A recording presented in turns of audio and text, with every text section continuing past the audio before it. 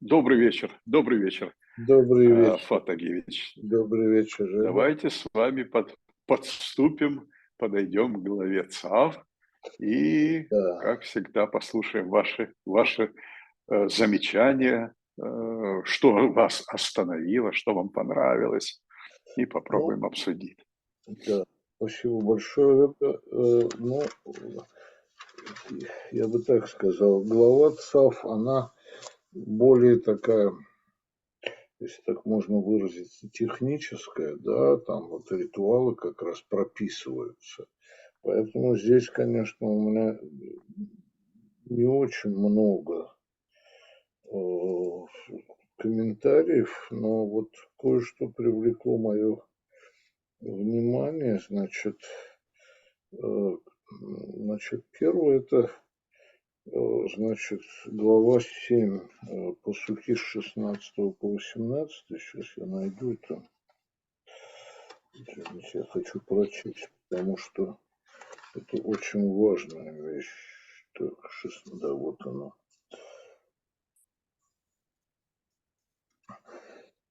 Значит, с 16 по 18 пасухи вот как звучит.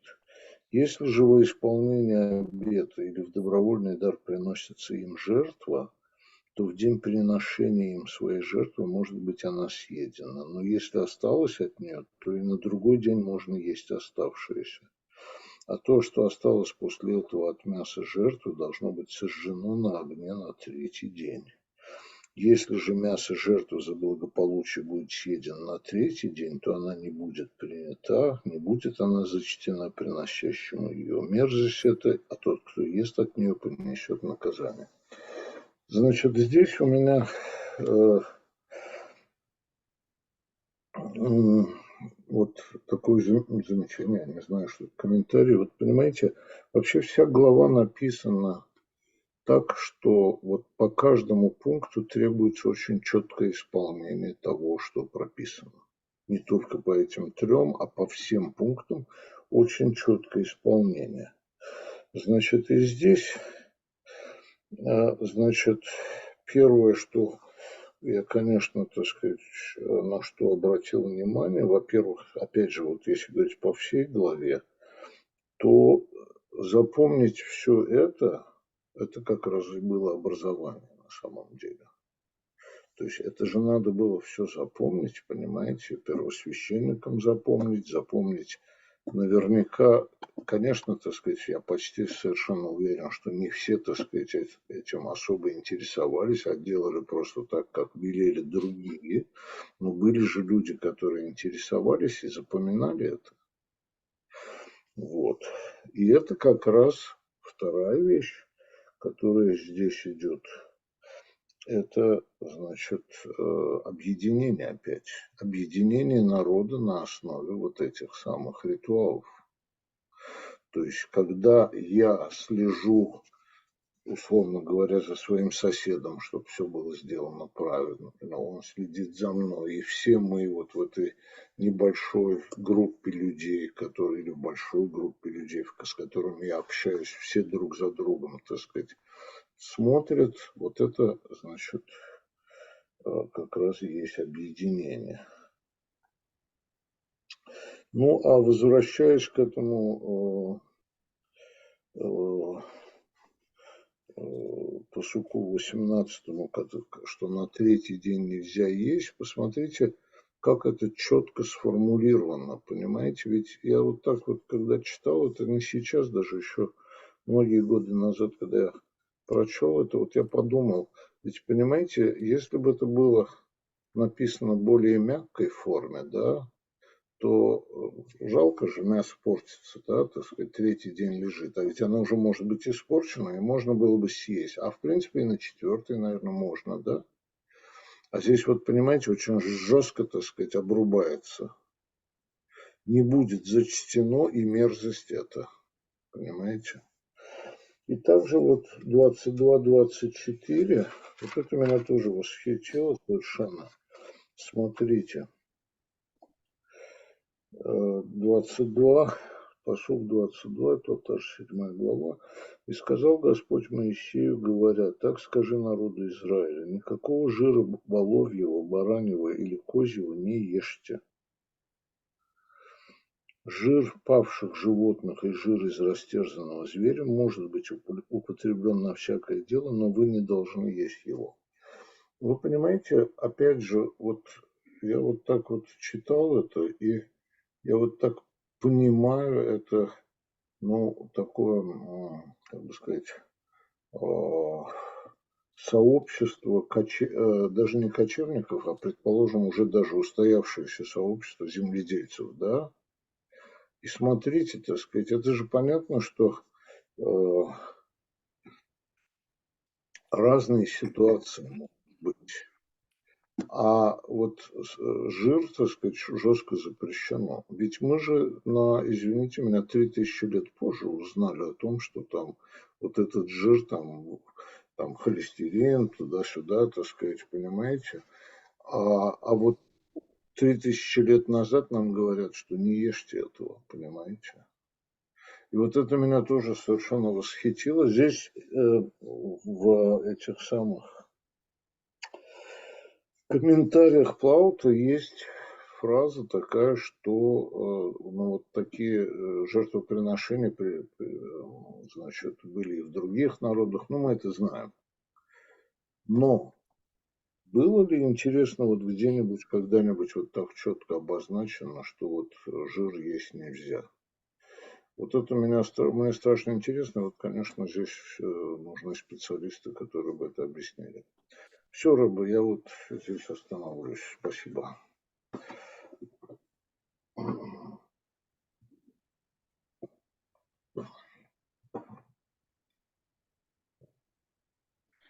Вы знаете, наверное, будет трудно анализировать, разве что мы проведем немножечко параллели. И по параллелям, может быть, придем к тому, почему именно, я опять начинаю немножечко издалека, то есть последнего.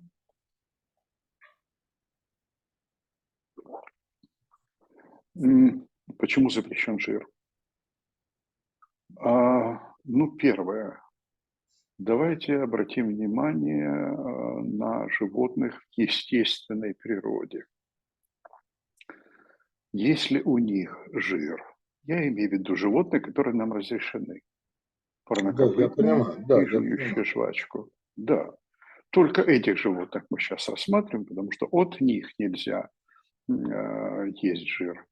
И, скорее всего, в природе, то есть в естественной среде, жира у них не так много.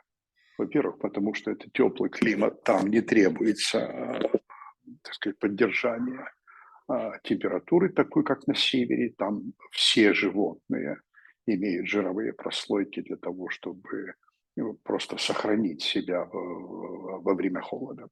На юге такого нет. Поэтому, как правило, антилопы, косули – это достаточно поджарые, достаточно такие вот компактные животные. И вряд ли мы найдем у них жира, разве что в пору хорошей пастьбы, когда у них очень много еды, скорее всего, мы обнаружим жир внутренний. Тот, который копится, ну, не на поверхности, а вот как у нас все время описывается, почечный жир, курдюковый жир. Это вот запасы, небольшие запасы, так сказать, на будущую засушливый период вот животное делает. Но опять-таки это внутренний жир. Внутренний жир, кстати, у нас запрещен, и современные врачи говорят, что это один из самых вредных. Он очень топкий, то есть его очень легко перетопить, на нем можно было бы что-нибудь жарить, но говорят о его вреде на самом деле. И многие комментаторы, правда, нас поправят и скажут, что нет, Тору нельзя рассматривать как справочник по медицине, вот, что там должно быть что-то другое. Но вот у нас есть такие параллели, например, у селедки мы не видим чешуи, когда покупаем. А как же мы ее считаем кошерным? Самая еврейская рыба. селедка. Это Оказывается, что да, что оказывается, что во время отлова, во время вылова, от стрессовой ситуации этот конкретный вид рыбы может сбрасывать чешую. И пока ее перемывают, пока ее складируют, пока ее засаливают, она в конечном итоге теряет практически всю чешую, остается только чистая кожа. Но тогда оговорка идет в Галахе о том, что если в естественной среде у животного, у рыбы в данном случае есть чешуя, тогда она считается кошерным. То есть вот неестественные какие-то условия могут, ну, скажем так, сделать сомнительная да, кошерность да, того или да. иного животного. Но вот как только мы с вами начинаем пасти на небольших участках или косить траву, то есть животное становится менее подвижное, чем в природе, оно домашнее, оно двигается медленно, и оно нами охраняемо, то в этот момент оно начинает, прошу прощения, набирать. Да, Оно начинает конечно. набирать вес. Все домашние животные, особенно в современном мире, когда они вообще практически обездвижены, они имеют больше жира, чем в обычной естественной среде. И вот тогда может возникнуть вопрос о том, что Тора может рассматривать неестественное состояние животного, то есть, ну, немножечко, скажем так, болезненное состояние животного, нежелательное состояние животного, если оно набрало жир. Мало того, жир имеет отрицательное значение. Ну, во-первых, люди полнели, толстели, особенно ленивые и богатые. Они быстро набирали вес, и, так сказать, это никогда не поощрялось. А второе, у нас есть выражение. И вот вы поселитесь, то есть вот перестанете ходить, как мы ходили в 40 лет по пустыне. Вот вы поселитесь и будете сажать, и будете есть, и разбогатеете, земля даст плоды, и отучнеет сердце ваше. Ага. Вот туг имеет отрицательное значение как нечто, что является неестественным. То есть туг вокруг сердца, ну, предположим, что такое могло бы быть, как вот вокруг почек он может быть, или там в куртике собираться. Вот туг означает нечувствительность, ленность, медлительность, вот такую, но скорее вот ближе к нечувствительности, то есть сквозь жир животное и человек, в том числе через вот человек перестает чувствовать чувства человеческие, а животное тоже перестает вот быть таким активным, как оно, ну, скажем так, запрограммировано. Человек вмешивается в природу, меняет ее, и не всегда в хорошем направлении. Вот селекция не всегда является полезным для самого животного, а поскольку это наше питание и все, что нас ходит, становится нашей частью, вполне возможно, что это имеет еще и значение того, что ты можешь навредить, уже навредив. То есть ты вредишь животного, а потом вредишь себе, потому что ты его ешь.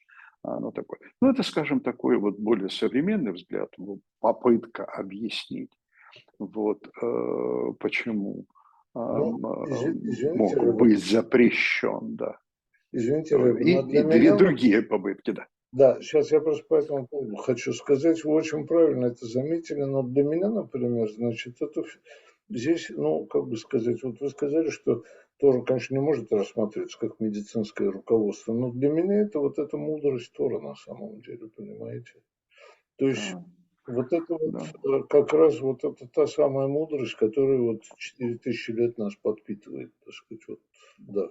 Извините, я прервал вас. И когда мы говорили, да, когда мы когда-то много лет назад говорили «не вари козленка в молоке матери», и объясняли, почему нельзя варить в молоке матери, У нас пошла такая традиция еще с мудрецов, так сказать, я уж не знаю, ну, раньше начала второго храма у нас нет литературы на эту тему, но там где-то должны были появиться то, что потом отражается в Торгуме, не мешай мясного с молочным. Мы уже в силу традиции мы хотим и стали понимать «не вари козленку в молоке матери» именно в таком ключе, то есть не мешай мясного с молочным. Но изначально у нас были разные гипотезы. Например, одна гипотеза говорила «не вари козленка в молоке матери», потому что так делали язычники в праздник, когда ягнята, так сказать, уходили на траву, овец раздаивали, это было вот конец мая, начало июня, это вот у нас как раз праздник Шавуот, мы едим молочную пищу, потому что молока избыток, но ягнята уже едят траву. А это, в общем-то, большой праздник, потому что если ягненок дожил до самостоятельности, отошел от матери, его уже в некотором смысле можно считать. И это, скорее всего, был праздник. И в этот праздник многие язычники, кочевые, так сказать, пастушеские племена, они могли взять этого ягненка и сварить вот в молоке, потому что молоко даже доступнее, чем вода в засушливой пустыне, Ну да. и тем более наступает лето. Да. Извините, я прерву вас. У меня тут была гипотеза, я ее, вот я не помню, в нашем разговоре или либо в комментариях, которые я делал, так сказать, по нашей Харите, сказал, у меня вдруг другая гипотеза возникла по поводу как раз ягненка, не вари ягненку, не вари козленку в молоке матери. Это вот что такое. Вот я представил себе семью, понимаете, ребенок видит этого родившегося ягненка, я имею в виду человеческий ребенок, да, ребенок в семье. Этот козленочек растет, значит, мама его кормит, там, коза его кормит и так далее, и вдруг какой-то день его режут, и еще и в молоке матери варят. Я думаю, что для маленького ребенка это могла быть тоже такая хорошая психологическая травма, вообще говоря, так сказать. Я не знаю, может быть, за кадром и это тоже стоит, так сказать, не знаю. Но вот мне Может быть. вдруг так представилось, что это может быть, опять же, знаете, вот наших детей уберечь от травматических таких вещей, понимаете? Может быть. Похожие законы – это сгони птицу, потом возьми яйцо из гнезда. Это уже не травмировать не ребенка, а не травмировать птицу, потому что психологически она видит. А если ты из-под нее забираешь, а она бессильна перед тобой, то ты ее травмируешь, и она в следующий раз тут гнездо не совьет, и у тебя яиц не будет на следующий год. Ну, что-то в этом роде. Да, психология тоже, несомненно, завязана на этом. Но самое главное, посмотрите, в этой ситуации, я имею в виду козленка и молока матери, именно так, молоко матери, что нас просят, то есть вот главы, которые мы с вами читаем, что нас просят приносить в жертву? Годовалого ягненка, годовалого теленка, годовалого козленка. То есть если ему больше 2 лет, он не годится, но если ему меньше 1 года, и он тоже не годится. Угу. У него вот следующий год после 1 июля, у него следующий год, он весь пригоден. Следующий год, то есть то, что в, так сказать, пастушеской терминологии южан звучит как валух, то есть это прошлого года ягненок. Пока не придет следующий 1 июля, ему год, и он пригоден. Но если этот год не, то есть он не до Элюля, не даже, ну, в смысле, ты его зарезал до Элюля, то это получается что? Это не совсем разрешенное животное. Есть какие-то стопоры, есть какие-то ограничения. И тоже наблюдение такое. Сколько лет как раз подсчет, сколько лет ягненку, если у его матери есть молоко. Да нисколько ему 2-3 месяца. То есть ты для себя, то есть варишь и ешь, ты для себя убил, как мы уже говорили, $100 в год. Потому что овца современными деньгами, своей шерстью, молоком, приплодом, она дает около $100 в год. То есть, если ты съел, и это еще ничего тебе не дало, то ты роскошествуешь, ты убиваешь прибыль будущую. Поэтому пастухи, конечно, так не делают, делают только вот люди, которые очень богаты, которым не жалко. И тогда Тора говорит, не роскошествуй, не только не язычествуй, но и не роскошествуй, пока ягненок или козленок не вырастет, не трогай его, дай ему вырасти, у тебя будет больше мяса. А ты хочешь нежного мяса, а не больше мяса. Так что вот два разных типа хозяйствования. Один такой гедонист хочет получить максимум удовольствия, такого хрупкого ягненка, ест да еще и в молоке, а второй рачитый хозяин. И, может быть, Тора, в свою очередь, тоже говорит, я хочу, чтобы вы все вместе, чтобы вы были богатыми, обеспеченными, чтобы не голодали. А если вы вот так будете хозяйствовать, если вы в роскоши погрязнете, то оттучнеет сердце ваше, и вы скажете, я сам это все сделал своими руками. Вот это то, что козленка. Но вот по поводу жира мы с вами тоже можем поговорить о том, что есть запрет, вот не вари козленка в молоке матери, и есть предписание, Опять-таки, попробуем провести аналогию. У нас с вами есть кторет, у нас с вами есть воскурение во внутреннем отделе храма, есть маленький жертвенник, на котором воскурение. Мы должны, заходя туда, принеся уголь, посыпать воскурение. И там несколько ингредиентов в этом воскурении. И написано, то есть описывается, как это нужно смешать, и описывается, не делай себе такого смешения и не используй его. Запрет. В храме можно и нужно, а в таких бытовых целях, ну, вроде как, чтобы пахло приятно в доме, нет. Это для храма. Тут ограничения. У нас есть с вами шатнез. Нельзя смешивать шерсть и лен. Да. Но, да, лен и шерсть вместе нельзя, носить ткань такую нельзя. А у священника именно такая ткань. То есть вот то, что в храме имеет особенное, то нам это запрещено. Всем остальным только в храме и только священнику, первосвященнику разрешено носить.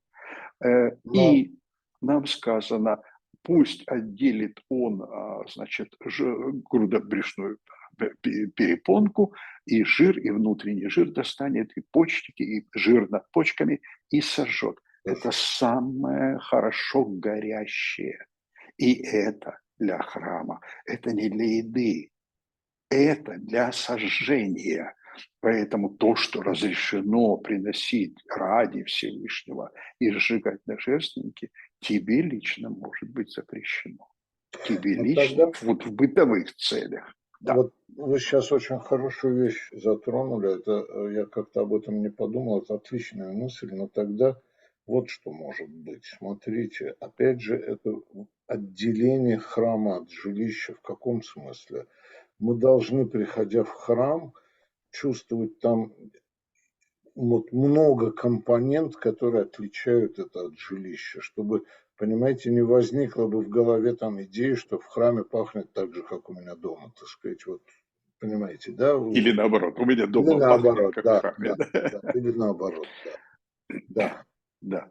Вот Вот, это вот, да, это да, хорошая, теперь это очень хорошая мысль, да. и еще одна параллель. У нас в этой же главе написано: никакой крови не ешьте. И Да. вот один из комментариев, почему кровь есть нельзя, это Нахманит как раз говорит. Нахманит говорит о животном, так сказать, никакой крови не ешьте. Я тут записал, ам, м,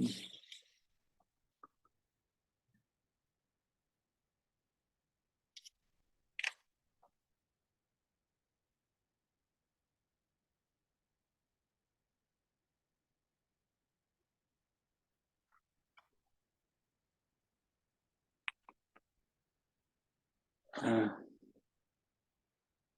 немножко потерялся в тексте, у меня не очень хорошее освещение, ладно. А, никакой крови не ешьте. И вот один из комментариев, я просто автора сейчас не могу найти, но, скорее всего, это Нахманит. Он говорит о том, что в крови душа. Так написано в Торе. В крови душа. Маймонид по-другому объясняет. Есть масса, так сказать, комментариев на эту тему, но Нахманит буквально понимает текст и говорит «в крови душа». А мы с вами знаем, то есть мы так молимся, прах возвратится в землю, а душа вернется к Богу. Мы так молимся, когда хороним или когда, так сказать, читаем псалмы. Вот мы так размышляем о том, что вот бренные остаются бренными, вот, а душа должна уйти к Богу. Но если душа находится в крови, сама Тора так говорит, то это принадлежит Богу. Вот по аналогии, что есть что-то, принадлежащее Богу, например, на всесожжение идет жир, а на повседневную еду нам идет мясо, поэтому кровь, душа, мы должны ее возвращать Богу, мы ее используем только в ритуальных целях, помазать какие-то предметы, осветить их, потому что мы душой, которая содержится в крови, мы освящаем. Но это не наша еда и не наше использование. Мы никак кровь не используем, кроме как всего, что касается божественного. Вот мы там используем кровь как очистительную. Поэтому и с жиром получается так же. Я просто сейчас параллельно говорю, что вот часть животного принадлежит нам. Нам разрешили, временно разрешили ее есть, но кровь не наша, она божественная. Как земля принадлежит человеку, а небеса принадлежат Богу. Мясо принадлежит человеку, кровь принадлежит Богу, мясо принадлежит человеку, жир для всесожжения принадлежит Богу. Я вот такие параллелечки немножечко вот в голове возникают, и поэтому в какой-то момент это может подтолкнуть к мысли, почему нам его нельзя, потому что у него есть свое, у жира есть свое предназначение. Поскольку нам с вами трефа, то есть растерженные животные, вообще в принципе запрещены для питания, то посмотрите, не сказано вот жир жертвенного животного, хас халила, и жир трефы можешь использовать в хозяйстве, но не ешь. Нет, трефа не годится для жертвоприношения. Растерзанное животное не годится. Поэтому жир, который ты достанешь, он не имеет святости, он не имеет предназначения, чтобы его сожгли на жертвеннике. Поэтому смазывай колеса, я там знаю, Ну там да, что-то. используй, Что но опять скрипит. же есть нельзя, Да. так сказать, четко тоже Есть и обозначить. так А нельзя. в Кроме трефа хозяйстве, вообще пожалуйста, нельзя. да, в хозяйстве, да, Да. колеса там, А вот жир печка там, животного да, домашнего, которого ты зарезаешь, то ты не можешь ни есть его, ни использовать в низкую. хозяйственном значении, потому что у него свое предназначение. Это, это, это его святость, вот этого предмета. Так что, ну, вот такие мысли по поводу, почему могло быть решение такое, жир животных. И почему такие детали? Почему такие детали? С самого начала вы сказали, что это все нужно запоминать и соблюдать, потому что фактически из прямого текста, из прямого понимания звучит так. Вот священник зарезает жертву шламим, или, да, жертву шламим благодарственную или, значит, благодарственную, которую можно есть 2 дня. Он зарезает жертву шламим, и тот человек, который ее принес, он считает, что он эту жертву принес. Но если священник на 3-й день ест от этой жертвы мясо на 3-й день, я уж не знаю почему, по каким причинам, ему только известно, вся жертва недействительна, он подвел человека.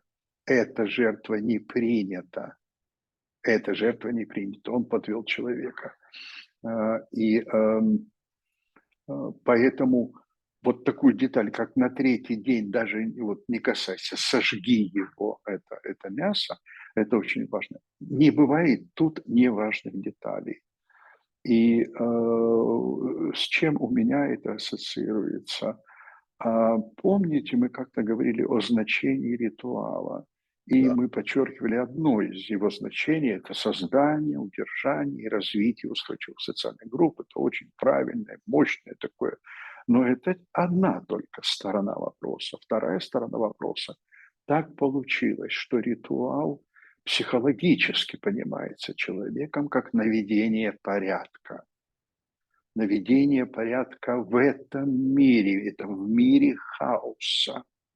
То есть у нас то бури, то дожди, то солнце, то ветер, у нас все там, я знаю, войны, смена политиков, царь новый, царь старый и так далее, и так далее. И У нас извините, и в Роберт, этом хаосе, да, извините, я здесь добавлю, и человек сам в этом очень часто в этом хаосе, так сказать, добавляет этого хаоса. Даже без того, что конечно. вовне делается. Сам добавляет, потому что иногда в хаосе проще жить, так сказать. Это самое, чего там Ну да, размышлять. Да. Прошу а, прощения, вас прервал, да. да. Плывешь по ходу вещей и поступаешь, Конечно. это называется поп-ап политика. Вспыхнула проблема, решили проблему, затихли. Вспыхнула проблема, опять выскочила, как чертик из табакерки, опять ее решили. И вот откуда бы ни выскочила проблема, мы кидаемся и решаем, не имея вот некого плановости, не имея какой-то вот времени отдохнуть вовремя или времени, так сказать, подумать о будущем, что-то такое. Вот такая хаотичность очень Стратегического частая, понимания, да, да.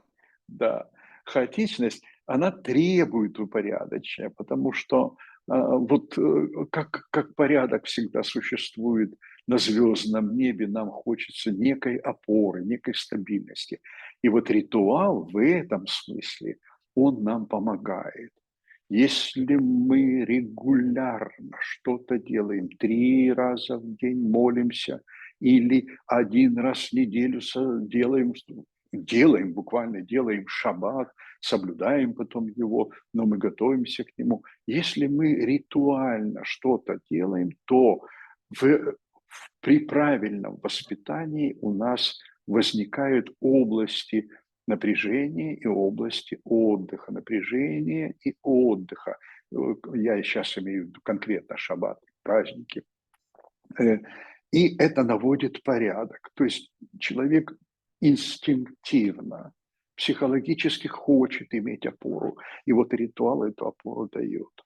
И если ты приходишь изо дня в день, ну, и скажем, изо дня в день в храм ходить-то, конечно, было тяжеловато, но если ты регулярно приходишь, шалош регалим, ты приходишь по праздникам, то ты и хочешь увидеть там, увидеть стабильность. Вот левиты, как всегда, здесь стояли, только они и стоят, они зарезают. Вот ведра с кровью пошли, и обязательно вот по этой цепочке. Нам хочется, чтобы все было, как и мы привыкли, как раньше. И это дает нам чувство успокоения, что вот мы там где-то пашем, сеем, пасем, работаем, что-то мастерим, а потом приходим, а здесь все как положено, здесь все, так сказать, вот ритмично и правильно, и без ошибок. И вдруг одно ведро перевернулось. Да, это ужас для человека, который хочет этой стабильности. Для него перевернутое ведро это или забытое, но забыть его было нельзя, оно было конусное. Я веду ведро с кровью перевернулось, не дойдя до жертвенника.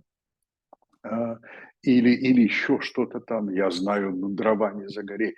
Все, что нарушает ритмику ритуала, все вносит дискомфорт и вносит хаос в порядок. Это все наоборот. Поэтому нужно его, этот порядок, соблюдать, чтобы дать всем, вы говорите об объединении, часто подчеркиваете это слово, чтобы всем дать ощущение, у нас есть стабильность, Бог всегда с нами, и мы всегда Ему вот так и служим. Мы помним каждую деталь, и ничего не нарушается, и ничего не нарушается, и ничего не нарушается.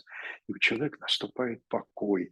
Он в мире хаоса видит хотя бы одно заведение, одно место, одну точку, где порядок существует. Вот тот небесный порядок вдруг спустился и всегда существует в этом храме.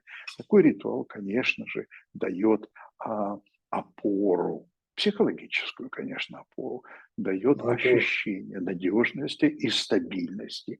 Забыл, не отнесся, да ладно, ну что такое, ну зарежу как-нибудь, ну там, ой, я забыл этот, вот что-то положить на это, какая-то часть там осталась, а мне надо было это. То есть рассеянный священник это недопустимо. Это недопустимо. Рассеянный священник недопустимо.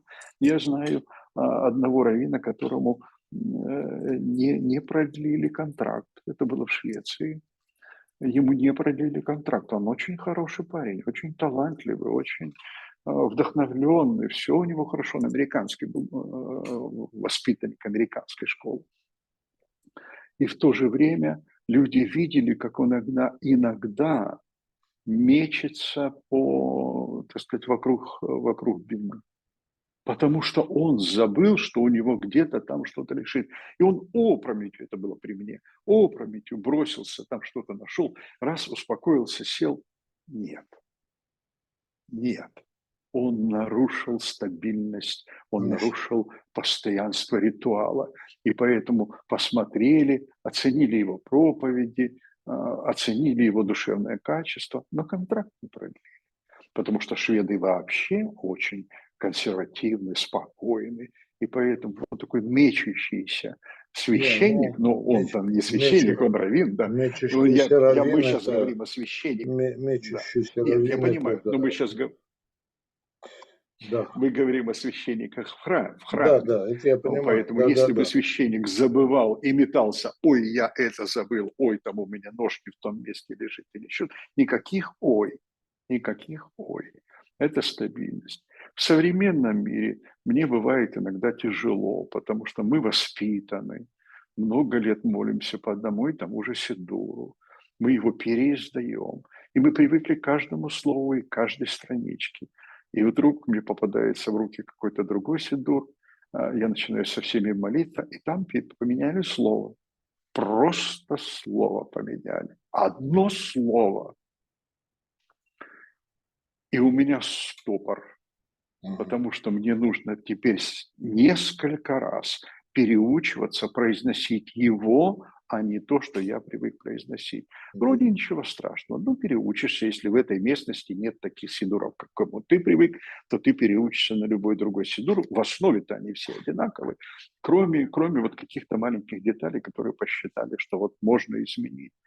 Я Но вас, вот для меня, да, для я меня это вас уже очень хорошо нарушение моего понимаю. ритуала.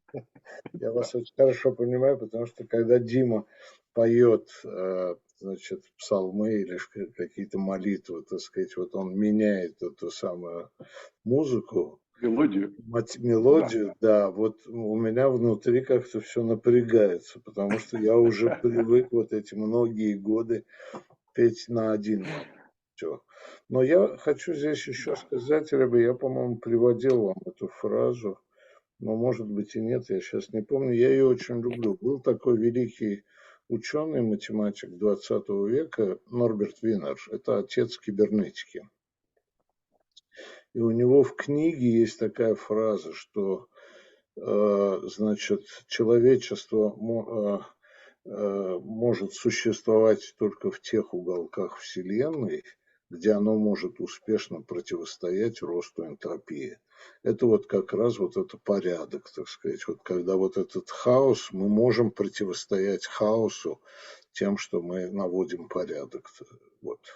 Это вот правильные слова. И то, что мы сегодня обсуждаем, это вот я тут почему, когда я говорю объединение, это вот порядок, который не только для священников, допустим, да, в храме.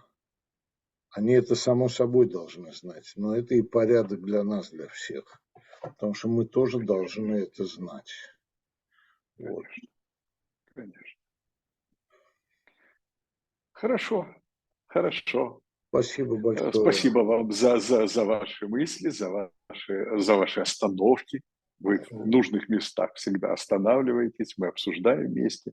Спасибо большое Вам за спасибо, приятную Ребе. беседу. Да, И до следующего раза. до следующего раза. Спасибо.